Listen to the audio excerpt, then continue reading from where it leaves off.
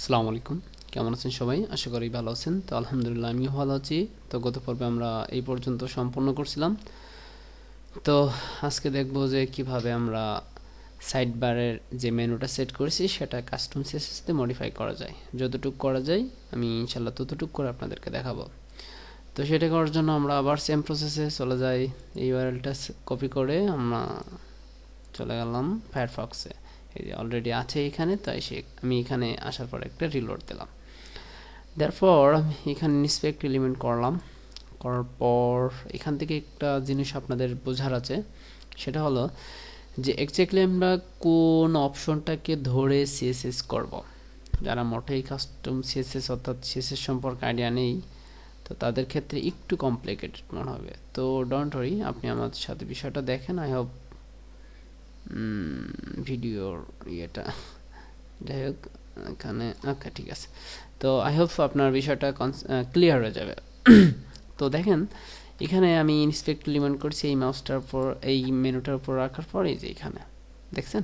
তো এখানে তো একটু উপরে উঠলে দেখেন এ অর্থাৎ অ্যাঙ্কর লিঙ্ক। এখানে একটা মেনুর যে লিঙ্ক থাকে সেই লিঙ্কটা, আর একটা মেনু আপনারা যারা ডিজাইন করেছেন, টেমপ্লেট ডিজাইন করেছেন, ওয়েব ডিজাইনের কাজ করেছেন, তারা জানেন অবশ্য ইউএল প্রথমে মেনু ডিজাইন করতে হলে প্রথমে ইউএল নিতে হয়, তারপর এলআই, তারপর এলআইয়ের ভিতরে এ। তো তাহলে আমরা এ কে ক্রস করে চলে গেলাম ইউএল, এলআই, তারপর এলআইয়ের পর ইউএল। তো দেখেন এখানে এই মেনুটা মাউসের উপর কার্সার রাখলে দেখেন এখানে সবগুলো হবার হচ্ছে, তার মানে এই ইউএল এর এই আইডির এগেনস্টে এই মেনুগুলো সব আছে, তাই না? সেটাই তো মিন করছে। ওকে, তো এইটা এবার আমরা এখানে রাখার পর আমরা মাউসের এই অপশনে এসে এখানে রাইট বাটনে ক্লিক করে অ্যাড নিউতে ক্লিক করব। করার পর দেখেন এখানে যে ক্লাসটা, সেই ক্লাসটা কিন্তু পেয়ে যাবে চমৎকারভাবে। তো পাওয়ার পর এই ক্লাসের পাশে এটা কিন্তু ইউএল ক্লাসের ভিতরে। তো ইউএল ক্লাসের ভিতরে আরেকটা কি ক্লাস থাকে আমরা জানি, সেটা হচ্ছে এলআই থাকে। ক্লাস না, এক্স্যাক্টলি একটা মেনু ডিজাইনের যে ইয়েটা সেটা। তো যাই হোক এলআই, এখানে এলআই দিলাম। দেওয়ার পর আমরা কি করব, এখন আমরা একটা বর্ডার দিই। হ্যাঁ, তো দেখি কেমন দেখা যায়। Okay fine, P O R D sorry. তো বর্ডারটা দেওয়ার জন্য আমরা 1 পিক্সেল, সবাই এই প্রপার্টি সম্পর্কে আপনারা জানেন যে বর্ডার কিভাবে দিতে হয়। বর্ডার 1 পিক্সেল দেওয়ার পর আমি সলিড দিই, এই যে বর্ডার 1 পিক্সেল সলিড। এখানে আসার পর এখানে আমি কালার দিয়ে দিতে পারি। তো কালার দিয়ে দিই, আমি কি কালার দিই, এখানে একটা ট্রিপল সি দেওয়ার পর এই যে এইভাবে আসতেছে। তো একদমই কালো দিলে কেমন হয় দেখি, ট্রিপল ট্রো এখানে, হ্যাঁ এটাই রাখি। Okay fine. এটা রাখার পর আমরা কি এটা কি ইম্পর্টেন্ট করে দিতে পারি, যাতে কখনো কোনো সময় যদি মিস যাই যাতে পাই এটা। তো এখানে এটা করার পর আমরা এখানে পেডিং দিতে পারি। এখানে আমরা 10 পিক্সেল পেডিং দিই। এই যে একটু বড় হচ্ছে, আই হোপ এটা বেশি বড় হয়ে গেছে। তো এইটা আচ্ছা, এটা এইভাবে দেওয়ার পর 5 পিক্সেল পেডিং দিই। দেওয়ার পর আমরা দেখি কি অবস্থা হয়। ওকে, এইটুকু করার পর আমরা এটাকে কপি করলাম। কপি করে আমরা এটাকে একটা ফাইলে এখানে রেখে থই। তারপর এখান থেকে আমরা টাইটেলটা উঠিয়ে দিই। এবং টাইটেলটা কেমন দেখা যাচ্ছে জানো, যাই হোক টাইটেলটা উঠিয়ে দিয়ে সেভ চেঞ্জে ক্লিক করি।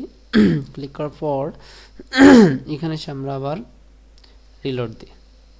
তো এটা চলে গেল। তারপর আমাদের সেই কোডটুক কপি করলাম, আবার এখানে কন্ট্রোল এ দিয়ে কপি করলাম। কপি করার পর আমরা আবার কাস্টম সিএসএস থিম অপশনে এসে সেই কোডটুক পেস্ট করে দিয়ে সেভ চেঞ্জে ক্লিক করলাম। এবার আমরা এখানে এসে একটা রিলোড দিই। তো দেখি কি অবস্থা। তো এটা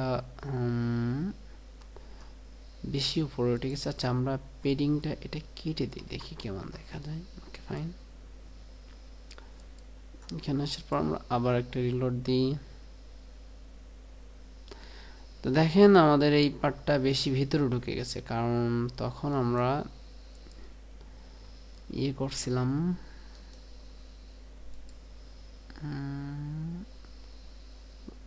কোথায় আমরা যে এই প্রপার্টি যেটা ইউজ করছিলাম, এই যে এই ক্লাসটা। তো মার্জিন টপ 49 দেওয়ার ফলে আমাদের এটা বেশি উপরে উঠে গেছে। আচ্ছা এটাকে আমরা 0 করে দিই, দেওয়ার পর কি অবস্থা হয় দেখি।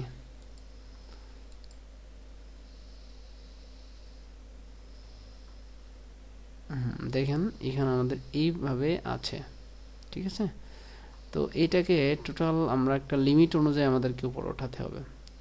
তো সেটা করার জন্য আমরা আবার ইন্সপেক্ট লিমিট করতে পারি টোটালটাকেই।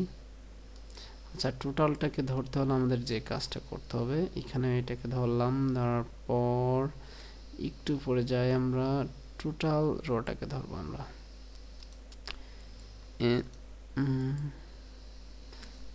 এইটাকে ধরে দেখি। আচ্ছা এখানে তো আমরা একটা ক্লাস মডিফাই করে দিতে পারি, তাই না? মেবি গত পর্বে দিয়েছিলাম, এটাকে এখানে দিয়েছিলাম হয়তো, এখানে এই ক্লাসটা দিয়েছিলাম।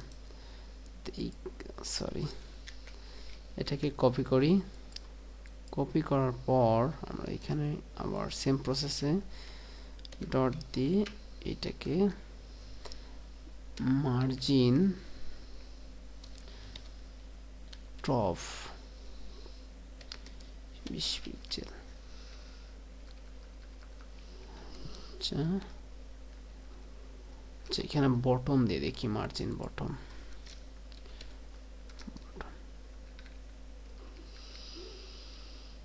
যেখানে মার্জিন বটম কাজ করবে না, মার্জিন টপ মাইনাস করতে হবে। হ্যাঁ, তো তারপর দেখি কি অবস্থা হয়।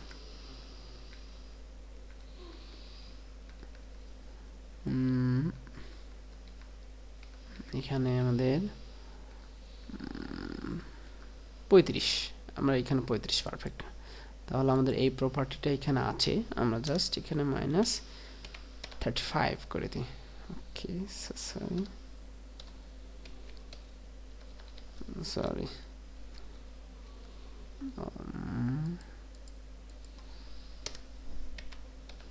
এটা মাইনাস হবে অবশ্যই। ওকে, এবার আমরা এখানে সেভ চেঞ্জে ক্লিক করি।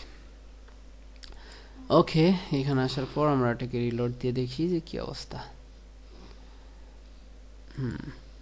এখানে আমাদের এটা কাজ করছে। তো দেখেন এখানে আমরা আরো 5-10টা ক্যাটাগরি সিলেক্ট করে দিতে পারি। তো আমরা যখন এখানে প্রোডাক্টের ক্যাটাগরিতে এখানে আসব, আপনাদের চাহিদা অনুযায়ী এখান থেকে প্রোডাক্টগুলো ক্যাটাগরিগুলো এখানে দিয়ে দিতে পারবেন সুন্দরভাবে, আপনার যেগুলো রাখবেন।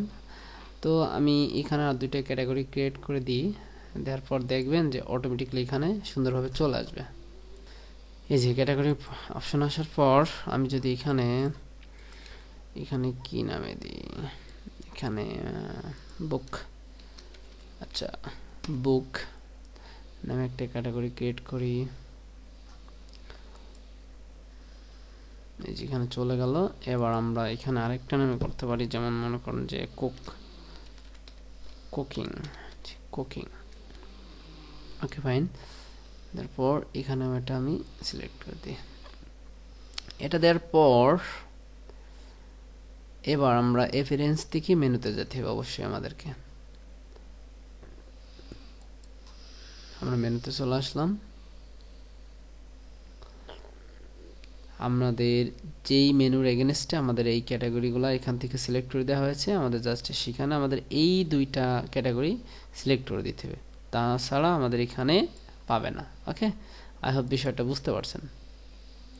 দেখেন আমাদের এই পেজে আসার পর আমাদের এই যে প্রোডাক্ট ক্যাটাগরি, তো আপনি চাইলে এই ক্যাটাগরিটাও নিতে পারেন, কিংবা কোনো মেনু নিতে পারেন, কিংবা কোনো পেজ নিতে পারেন, এখানে কোনো পেজ আকারেও করে দিতে পারেন, কোনো ব্যাপার না।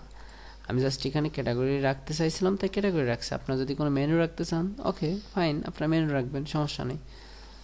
তাহলে আমরা নেক্সট এখানে ভিউ ওয়ালে ক্লিক করলাম, ক্লিক করার পর এই যে বুক আর কুকিং এই দুটো সিলেক্ট করে আমরা এখানে দিয়ে দিলাম, দিয়ে সেভ চেঞ্জে ক্লিক করলাম। ক্লিক করার পর দেখি আমরা এখানে রিলোড দিয়ে দেখি,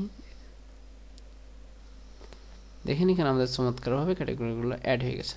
তো এইভাবে আমাদের ক্যাটাগরিগুলো অ্যাড হয়ে গেল। তাই হোপ বিষয়টা বুঝতে পারছেন। তো আগামী পর্বে আমরা অন্য ফুটার পার্টটা কাজ করার চেষ্টা করব। তো ভালো থাকবেন, দোয়া রাখবেন। আসসালামু আলাইকুম।